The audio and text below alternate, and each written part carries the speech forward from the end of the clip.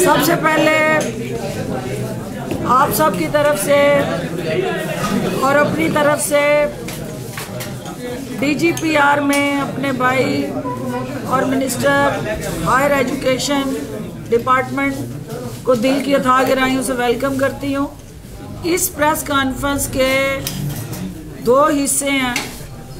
पहले हिस्से में राजा यासर हमायूं साहब तफसील से आपको पंजाब गवर्नमेंट के एजुकेशन डिपार्टमेंट के साथ जुड़े, हायर एजुकेशन के साथ जुड़े इनिशिएटिव शेयर करेंगे, क्योंकि आपने जलसे में देखा कि राजकुमारी साहबा ने एज़ यूजुअल पंजाब की आवाम को गुमराह करने के लिए एजुकेशन रिफॉर्म्स के हवाले से मौजूदा हुकूमत पे उंगलियां उठाईं और आज राजा साहब अपनी डिपार्टमेंट की कारकर्दगी आपके सामने रखेंगे। दूसरे हिस्से में हम ये मुकदमात की जो आओ बका चीखो पुकार शोरगुल है उस पर बात करेंगे। सबसे पहले राजा साहब आप शुरू करें। थैंक यू वेरी मच जी। बिस्मिल्लाहिर्रहमानिर्रहीम। कल मरियम नवाज साहिबा ने जो बात की कि 2 साल में इनसे एक यूनिवर्सिटी नहीं बनी, और जो क्राउड में लोग थे मेरा ख्याल है सभी अनपढ़ी थे, तो शायद इसलिए उन्होंने इस बात में सारे ला दिया।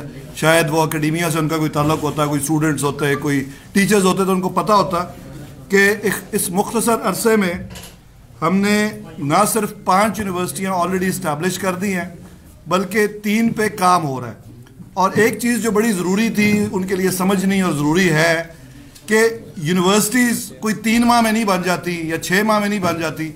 जो काम ज़्यादा टाइम के होते हैं उन पर टाइम लगता है, किसी को 9 महीने लगते हैं, किसी को 2 साल लगते हैं, किसी को 5 साल लगते हैं। तो यूनिवर्सिटीज़ जो है उनको बनाने का प्रोसेस 3 से 5 साल का है। और जब भी आप काम शुरू करते हैं तो 2 कंपोनेंट्स होते हैं यूनिवर्सिटी बनाने के। एक उसकी इस्टेब्लिशमेंट यानी कि चार्टर, तो कानूनी तौर पे इस्टेब्लिश हो जाए, और दूसरा उसका ADP में और डेवलपमेंट PC1 बन के डेवलपमेंट का काम। तो 5 यूनिवर्सिटीज़ का ये दोनों काम हो चुके हैं, डेवलपमेंट का काम जारी है, और उनके जो चार्टर्स वगैरह तो ऑब्वियसली पहले हो गए थे।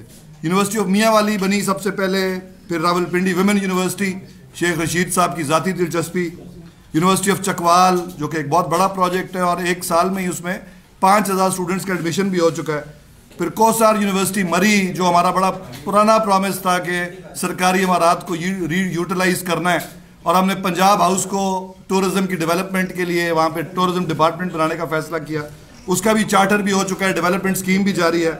बाबा गुरु नानक यूनिवर्सिटी जिसका लोग बड़ा क्लेम करते हैं कि जी ये तो पीपल्स पार्टी ने कंसीव की या नून लीग के दौर में, वो कंसीव ज़रूर हुई होगी, उनके दिल में ज़रूर ख्याल आया होगा, लेकिन जो इस्टेब्लिश किया वो हमारी गवर्नमेंट ने किया। उसका चार्टर भी हमने अप्रूव किया और उसकी डेवलपमेंट का काम भी जारी है। तो ये जो 5 यूनिवर्सिटीज़ के मैंने नाम लिए हैं, इनमें से 4 यूनिवर्सिटीज़ में क्लासेस का आगाज़ हो चुका है। बाबा गुरु नानक क्योंकि उसका कैंपस बनेगा तो क्लासेस शुरू होंगी, तो ये 5वीं यूनिवर्सिटी है। उसके अलावा इंडस्ट्रीज डिपार्टमेंट ने भी मीर चाकर Khan Rind university of technology जो DG खान में है वो बना दी और इस्टेब्लिश कर दी है। कुछ यूनिवर्सिटीज़ पे काम हो रहा है, जिनमें बखर में थल यूनिवर्सिटी ऑफ हाफिजाबाद का प्राइम मिनिस्टर साहब ने इफ्तिताह कर दिया, उस पर काम होगा। और एक बहुत बड़ा प्रोजेक्ट जो पर कुछ दिन पहले सियालकोट में शुरू किया गया, और वो टेक्नोलॉजी पे उसकी कंसंट्रेशन होगी, वो 18 अरब का प्रोजेक्ट है। और उस तरह का प्रोजेक्ट पहले भी PTI की गवर्नमेंट KPK में अभी कंप्लीट कर चुकी है हज़ारा में।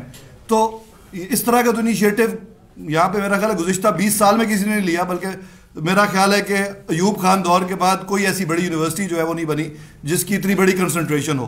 तो ये तमाम चीज़ों पर काम हमने इस मुख्तसर अरसे में किया, लेकिन उससे ज़्यादा अहम बात यह है कि हमें यह भी देखना ज़रूरी है कि नून लीग ने गुज़िश्ता 10 साल में क्या किया, कौन सी यूनिवर्सिटीज़ बनाई और उनकी सिचुएशन क्या है।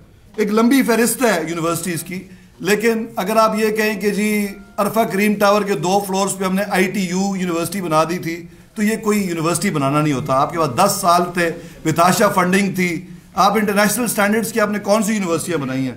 कोई भी यूनिवर्सिटी ऐसी नहीं है जिसको किसी तौर पे भी मुकम्मल कहा जा सके, सिवाय एक के जो ख्वाजा फरीद यूनिवर्सिटी है, जो हमें मानना चाहिए कि रहीम यार खान में एक यूनिवर्सिटी जो प्रॉपर इस्टेब्लिश की गई गुज़िश्ता 10 साल में।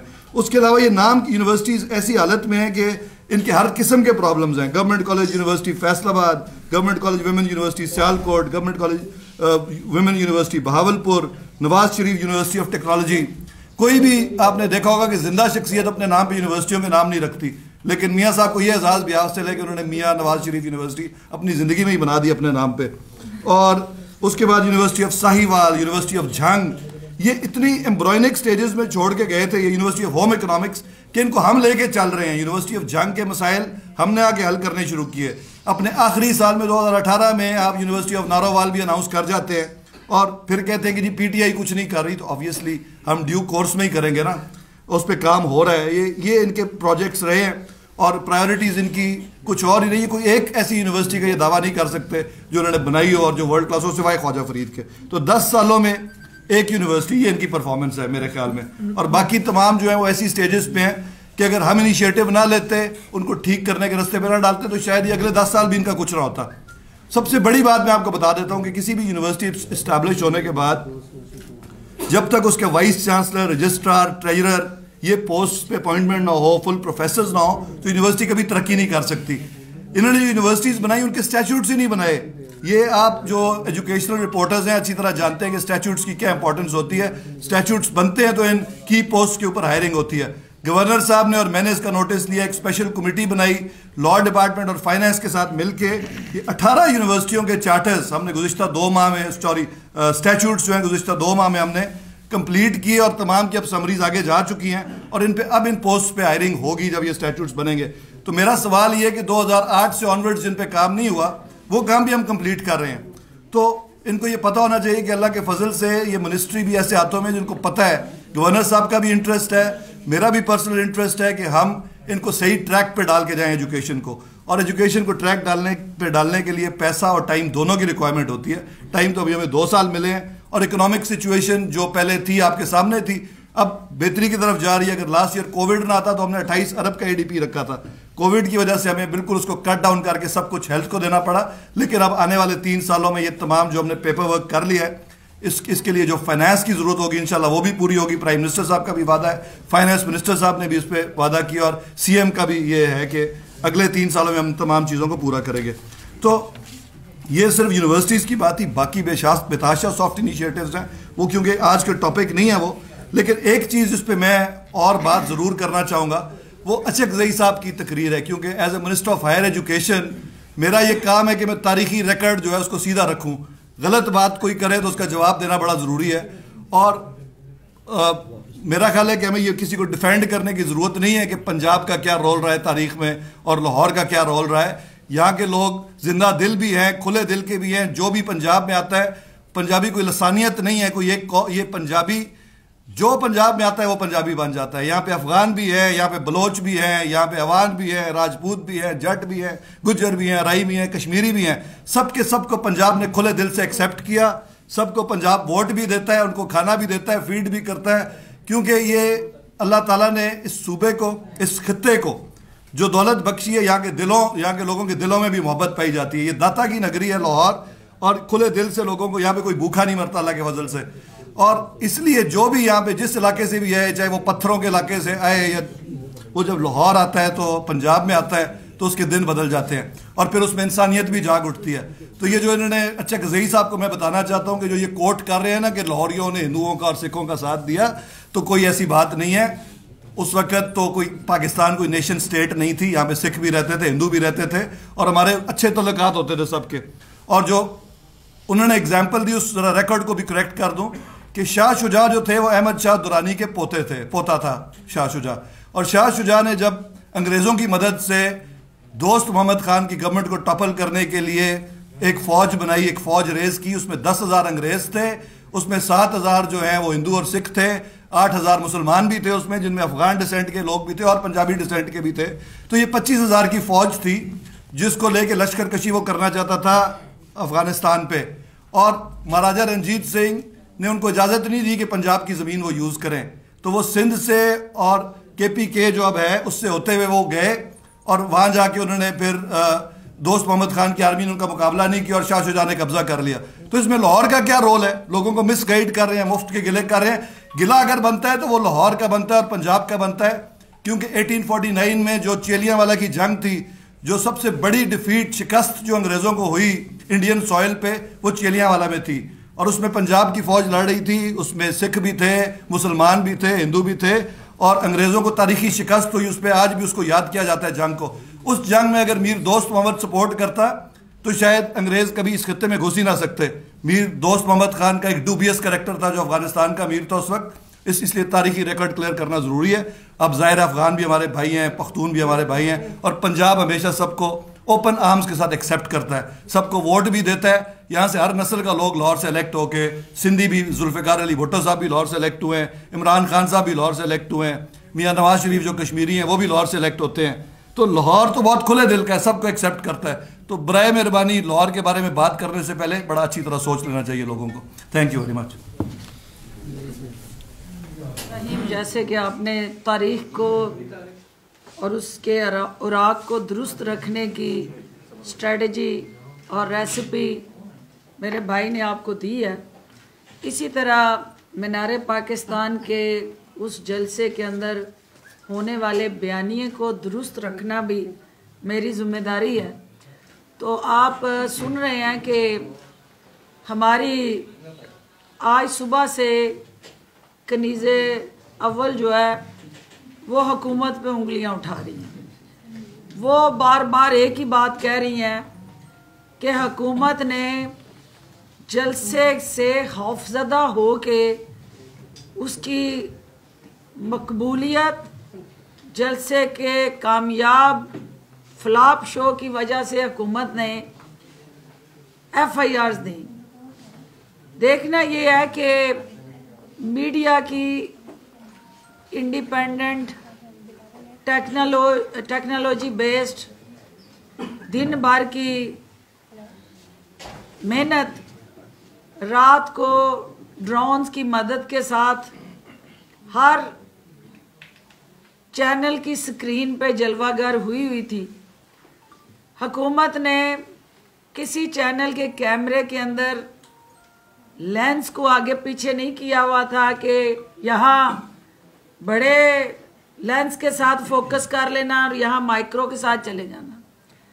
हुकूमत के पास इस जलसे के अलावा मैनेज करने के लिए अवामी मफाद और अवामी रफ़ाए आमा के वज़ीर आला उस्मान बुज़दार के क़यादत में और बहुत सारे काम हैं।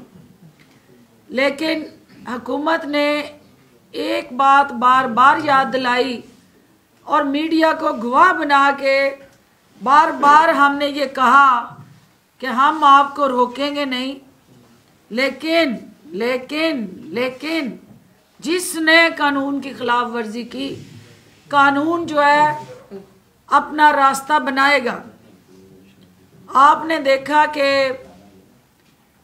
जो आज 3 FIRs जिनका तस्करा हो रहा है, उन FIRs के अंदर कोई ना किसी का जाती अनाद है इस जमात से, ना इनका जो लीडरशिप का मायूस और इस वक्त लागर और लाचार टोला है, इससे हमारी कोई जाती दुश्मनी है, ना ये PDM की उखड़ी हुई सांसों वाला जो इस वक्त काफिला राहजनों का निकला हुआ है, उनके साथ कोई हमारा जागीर का झगड़ा है जिसकी बुनियाद पे ये FIRs आई हैं। सिर्फ और सिर्फ हुकूमत पंजाब ने वज़ीर आला उस्मान बुज़दार की क़यादत में इस कौम से ये वादा किया था कि हम कानून की पासदारी और अमलदारी को यकीनी बनाएंगे। जिस जलसे की इजाज़त नहीं दी गई थी, इंतज़ामिया ने उस दरख्वास्त को मुस्तरद कर दिया था, उसके बावजूद ना सिर्फ बाहर के गेटों के ताले तोड़े गए, बल्कि वहाँ मौजूद लकड़ी के बेंच उनको तोड़ के रात को सर्दी से बचने के लिए आग लगा के उसको ईंधन बनाया गया अपनी अना की तस्कीन का। और दूसरा, वहाँ का जो मीनार पाकिस्तान की हुर्मत आप पूरी कौम देख चुकी है कि कायदे आज़म के मज़ार पे इन्होंने जिस तरह उसका तकद्दस पमाल किया था, एक दफ़ा फिर पाकिस्तान की क़याम से लेके इस्तेहकाम तक का जो सफ़र है, मीनार पाकिस्तान के साए जो हैं वो उस सफ़र में साथ साथ रहे हैं। इन्होंने मीनार पाकिस्तान के अंदर गेट का दरवाज़ा तोड़ के सबसे टॉप पे जाके जिस झंडे को लहराने की कोशिश की, इन नादान और अक्ल सियारी टोले को ये समझ नहीं आ रही कि जो लोगों के दिलों में बसते हैं उनको मीनारों के छतों पे जाके झंडे लहराने की ज़रूरत नहीं पड़ती। वो आवाम के दिलों में जो जिंदा लीडरान और जमातें होती हैं, उन्हें इस तरह की अपनी सुबकी मिटाने के लिए क्लास लेके डंडा लेके सामने रख के तो तमाम MNA MPA हजरात को क्लासरूम में बुला के जो कल हुआ आप सब के सामने है, उन्हें अपनी कारकर्दगी सिफर जो नज़र आती है, उसके बाद अपने ही लोगों का एहतसाब करने की ज़रूरत नहीं पेश आती। अगर वो वाकई इतना कामयाब जलसा था तो फिर मरियम बीबी को प्रिंसिपल बन के वहाँ छड़ी लेके केक की अकाउंटेबिलिटी करने की ज़रूरत नहीं पेश आनी चाहिए थी। आपके सामने ये एक PHA की तरफ से 1,27,000 का ये क्लेम जो है PMLN को बिल की शक्ल में नोटिस भेजा गया। ये वो नाकाबिले तलाफ़ी नुकसान है जो सिर्फ उस मीनार के या उस पाक के हुस्न को, उसके तकद्दस को, उसकी हुर्मत को पमाल करने का नहीं है, बल्कि ये वो नुकसान है जो आपके कौमी विरसे को इन्होंने पाँव के नीचे रौंदा और कानून को तमाचे मारे। आज अगर कानून अपना रास्ता बनाते हुए ताकतवर शख्सियात को कानून के ताबे लाने के लिए इन FIRs का अंदराज किया गया, तो जिन लोगों ने जाती उम्रा में बैठ के कानून को अपने घर की लौंडी बनाया हुआ था, यरगमाल बनाया हुआ था, उनको कानून के ताबे आना नागवार गुजर है। तो कनीज़े दोम और कनीज़े अव्वल के लिए मेरी अपील है कि आपको शाही ख़ानदान के ये अदाब के ख़िलाफ़ है और ये आपके शाही ख़ानदान के मजाज के भी ख़िलाफ़ है कि आप कानून के हवाले से कोई आपसे बाज़ पुर्स करे और कोई अदारा आपको कानून के कटहरे में लाने की जुर्रत करे। लेकिन मोहतरमा, पाकिस्तान बदल चुका है, पाकिस्तान के इदारे बाख्तियार हो चुके हैं, पाकिस्तान एक ख़ानदान की और ख़ुसूसन पंजाब जो है आपकी ग़ुलामी के तौक गले से उतार के फेंक चुका है और उसका ऐलान जो है 13 दिसंबर में अहलियाने लाहौर ने आपके जलसे में ना जाके कर दिया है। तो लिहाजा जो PDM का जो हम ये बार बार कह रहे हैं कि ये पाकिस्तान डिस्ट्रॉय मूवमेंट का जो तहरीक की शक्ल में एक इत्तेहाद है, ये पाकिस्तान के अमन को तबाह करने की एक ऐसी कोशिश है जिसका बयानिया जो है वो एक जहरीले हथियार के तौर पे PDM की क़यादत इस्तेमाल कर रही है। एक तरफ अवाम की फलाह बहबूद के मंसूबे हैं, अवाम की तरक्की और खुशहाली का सफ़र है जो वज़ीर आला उस्मान बुज़दार की क़यादत में यह हुकूमत आगे लेके चल रही है। दूसरी तरफ आपका नफ़रत, फसाद, हनाक और इंतशार से जुड़ा बयानी है, इसका फ़ैसला अवाम ने करना है। इस्तीफ़े की जो बार बार की धमकियाँ, इस्तीफ़ा देने के लिए जुर्रत चाहिए और वो हमें अच्छी तरह से पता है कि जो आपके और आपके ख़ानदान का साबका रिकॉर्ड है, जहाँ जुर्रत दिखाने की बारी आती है वहाँ फिर या जद्दे हिजरत हो जाती है या लंदन हिजरत हो जाती है। और जब जो है वो खड़े क़याम का वक्त आता है उस वक्त आप सजदे में गिरे होते हैं। तो जुर्रत हमें आपकी का अच्छी तरह अंदाज़ा है। इस्तीफ़ों से ना ये हुकूमत आपकी उन गीदड़ बबकियों से ब्लैकमेल होगी।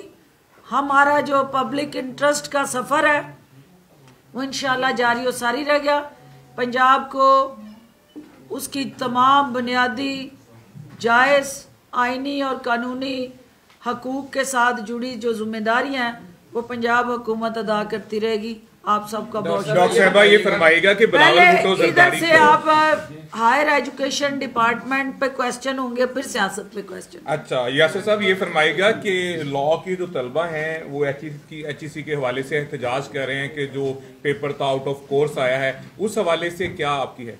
देखिए ये तो माइंडसेट ही बिल्कुल गलत है। जब तक आपको अनसीन टॉपिक्स पे जवाब देने की आदत नहीं पड़ेगी आप कभी तरक्की नहीं कर सकते। आप हमारे जो ग्रेजुएट्स हैं वो क्यों इंटरनेशनल ग्रेजुएट्स का मुकाबला नहीं कर सकते?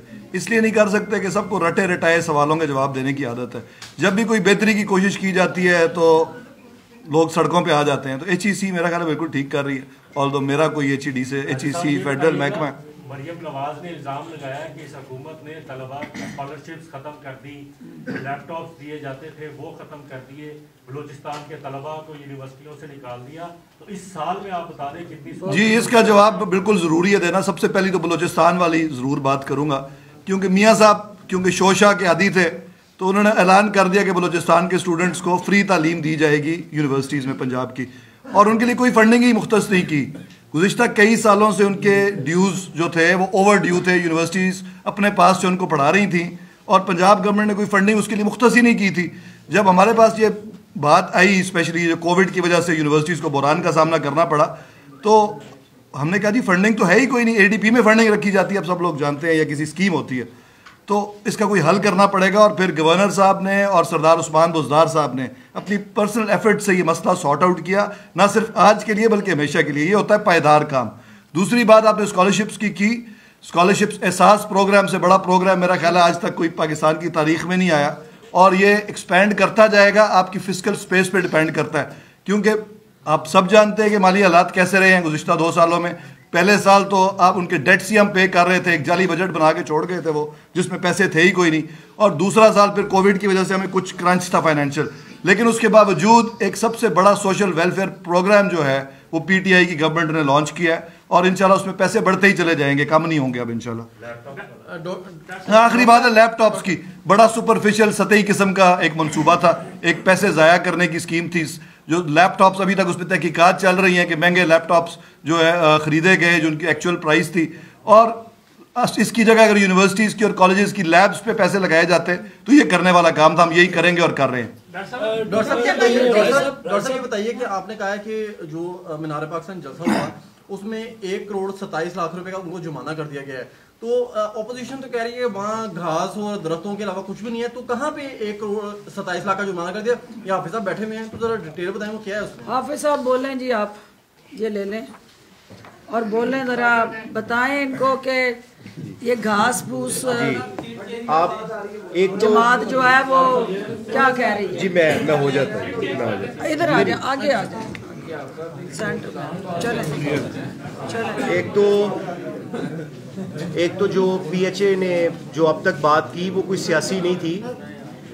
आप सारे दोस्त ऑलमोस्ट पूरा हफ्ता कवर करते रहे और आपने कल भी देखा, कल बहुत सारा मीडिया वहाँ पे मौजूद था। मीनार पाकिस्तान का जो दाखिली दरवाज़ा था जो तारीखी दरवाज़ा कहलाता है, 2.5 से 3 फीट उसकी हाइट थी, वो भी तोड़ा। और जो आपने करोड़ों रुपए नुकसान की बात की, यहाँ पे 30 लाख का तो सिर्फ हॉर्टिकल्चर का इन्होंने नुकसान किया है। और जो सिविल स्ट्रक्चर था, जैसे अगर आपने मीनार पाकिस्तान का मीनार देखा हो तो वो हमने वो सिक्योरिटी इश्यूज़ की वजह से बिल्कुल हसार बनाया हुआ था, उस हसार को सारा तोड़ दिया गया। वॉक थ्रू गेट्स तोड़े। मैं आपको वो कॉपीज़ भी दे देता हूँ, उस पर नुकसानात की जो तफसीलात है वो सारी बताई गई है। क्यों नहीं वहाँ पे करोड़ों रुपए की क्यों चीज़ें नहीं थी। लाइट्स उन्होंने तोड़ी, वॉक थ्रू गेट्स उन्होंने तोड़े, और पूरा जंगला, दाखिली दरवाजे, हर चीज़ तो तबाह कर दी। टाइलें तोड़ी नीचे, टाइलें तोड़ी। और ये असल में जो डॉक्टर साहिबा ने बात की कि वो जो इन्होंने मिज़ारे कायद की बेहुरमती की, इनकी आदत और वतीरा बन गया है। आप वहाँ पे जाके तो देखें, मैं आपको साथ लेकर चलने को तैयार हूँ, मैं आपको 1 करोड़ से ज़ायद का भी नुकसान बता सकता हूँ। अच्छा तो राय साहब ये क्लियर कीजिएगा, क्योंकि सबसे अहम चीज़ पर पहले आपने रोशनी डाली है। पाकिस्तान में एक क्लास मौजूद है जो कि पंजाबियों को बदनाम करने के लिए इंटरनेशनल लेवल पे भी ये कैंपेन चलाती है कि जी पंजाबियों ने हमेशा हमलावरों का साथ दिया है और पंजाबियों ने हमेशा गासबों का साथ दिया है। ये इस वक्त इतने बड़े लीडर जब स्टेज पर खड़े होकर कहते हैं तो ये उस तबके को तकवीत मिलती है कि हमारी बात दुरुस्त थी। आप हुकूमत में हैं, इस वक्त जो भी आपका एजेंडा है, इससे एकेडमिकली इस बात को गलत साबित करने के लिए being the minister higher education आप क्या इकदाम करेंगे? देखिए, सबसे पहली चीज़ तो जो आपने बात की कि एक सोचे समझे मंसूबे के तहत पंजाबियों को बदनाम करने की एक इंटरनेशनल कंस्पिरेसी मैं उसको कहूँगा, ताकि जो दूसरे सूबों के लोग हैं उनको मुतनफ़र किया जा सके पंजाब से। हालांकि जो फैक्ट्स हैं, मैंने पहले भी अर्ज़ की कि पंजाब कोई एक लसानी सूबा तो नहीं है, कोई पंजाबी कोई एक कौम या एक नस्ल से ताल्लुक़ नहीं रखते।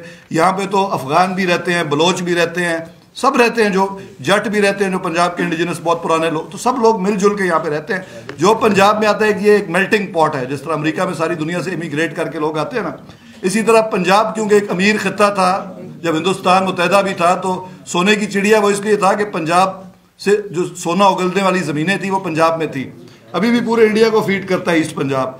तो ये बात सबको समझनी ज़रूरी है कि पंजाब कोई एक लसानियत का नाम नहीं है, कोई एक कम्युनिटी एथनिसिटी नहीं है। पंजाब में तो हम हर किस्म के लोग रहते हैं। तो ये और इस चीज़ को हमें, मेरा ख्याल है कि गवर्नमेंट्स करती हैं, ये तो उनका इसलिए तो इसका कोई असर नहीं हो रहा।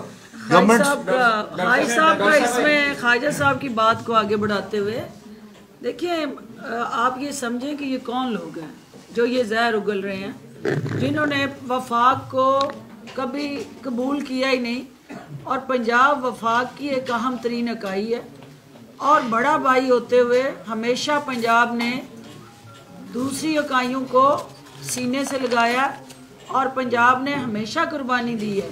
और ये आपका पाकिस्तान का आइन जो है, उसका जो डिफाइंड स्ट्रक्चर है, उसमें पंजाब का एक अपना कलीदी किरदार है। लेकिन जिन लोगों ने पंजाब में आके लाहौरियों पे और पंजाब पे तानाजनी की और उंगलियां उठाई, उन्होंने पाकिस्तान के आइन को ही कभी कबूल नहीं किया। वो पाकिस्तान की कौमी सलामती और पाकिस्तान के आइन के लिए ख़तरा है। तो वो सिर्फ उनका मकसद पंजाब को टारगेट करना नहीं, उनका मकसद वफाक को टारगेट करना है, क्योंकि वफाक और पंजाब लाज़िम मलज़ूम है। मौलाना फजलुर रहमान ने कहा है कि दफा गलती की थी इदारों ने मीडिया को रोका है, मीडिया को जलसा दिखाने से रोका है। आपको लगता है कि ऐसा हुआ है? आपको कोई रोक सकता है? मतलब ये बारूद से भरे हमारे मिसाइल को कोई रोक सकता है? नहीं रोक सकता। डॉक्टर भाई ये फरमाइएगा, आपने कहा कि FIR के अंदराज किया जाता है ताकि कानून की बालादस्ती हो। ये तो हमने देखा कि FIR तो फौरन उसी वक्त दर्ज कर ली जाती हैं, अब भी की गई है मरियम नवाज के खिलाफ भी। लेकिन जब गिरफ्तारी की या अमली इक़दाम की बात आती है तो भीगी बिल्ली की तरह ये कानून जो ताकतवरों के सामने वो खामोश हो जाता है। अब की बार बताएं कि आप कानून की बालादस्ती प्रैक्टिकली करके दिखाएंगे या नहीं?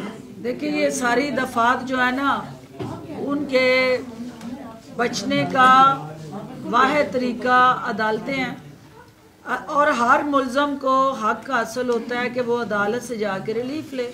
अगर कोई जाके अदालत से बेल करवा लेता है और अदालत की हमारे उस कानूनी इशू के ऊपर अपना लीगल राइट एक्सरसाइज कर लेता है, तो वो उसको हम अदालतों के वो भी अदारा ना जिससे FIR दी वो इंतज़ामिया है, जिससे उनकी बेल लेनी है वो अदालतें हैं। तो एक प्रोसेस है ना, आपने सिस्टम से टकराना नहीं है, हमने कानून की बालादस्ती को यकीनी बनाना है। तो अदालतें अगर उनको कोई FIRs के अंदराज के बाद बेल देती हैं तो वो हमारे हिस्से का जो काम है हमने किया, आगे जो दूसरे दायरे का काम है वो अदा करे। कि देखना ये है कि क्या वो बेल जो हैं वो हकाइक पर मबनी है और जिनके ऊपर ये इल्ज़ामात लगे हैं उन्होंने ये जुर्म सरजद किया है कि नहीं, और अगर सरजद किया है तो फिर कानून के मुताबिक उनको सजा मिलनी चाहिए। ये बात आपकी ठीक है। डॉक्टर साहब, कानून को बीगी बिली नहीं, खामोश तमाशाई नहीं बनने देंगे इंशाल्लाह। डॉक्टर साहबा ये फरमाएगा कि बिलावल भुट्टो जरदारी जो हैं वो ऑपोजिशन लीडर से मुलाकात करने जा रहे हैं, तो अगर पीडीएम के जितने रहनुमा थे उनके ऊपर मुकदमात दर्ज हुए हैं, तो ये कैसे आपने उनको इजाजत दे दी? एक तरफ वो हैं, उन्होंने उनके ऊपर मुकदमात नहीं है, और दूसरा मरियम नवाज जो है वो रैलियों का आज फिर से उन्होंने ऐलान कर दिया है। और उन्होंने ये भी कहा है कि सारे अपने अपने सूबों से निकले और जो है मैं लाहौर से निकलूंगी। चलो शुक्र है उन्होंने अपने आप को लाहौर तक महदूद किया कि बाकी सूबों से निकले तो मैं लाहौर से, इसका मतलब है लाहौरियों ने तो उनको उनकी औकात दिखा दी। अब वो जाती उम्रा से निकला करेंगी, लाहौर का नाम भी नहीं लिया करेंगी। दूसरी बात जो आपने कही शायद बड़ा इम्पोर्टेंट सवाल है कि ये आई ओपनर है राजकुमारी के लिए कि बिलावल को भी अंदाज़ा हो गया कि मैंने तो गलती की और जो सदर होता है उसको बाईपास करके नायब सदर से पिंगे बढ़ाना जो है वो खतरे से खाली नहीं होता। तो अब वो दुरुस्त सिमत पे चल पड़े हैं और अब देखना है कि नायब सदर और सदर का जो मैच है उसमें बिलावल कहाँ खड़े होते हैं। Thank you.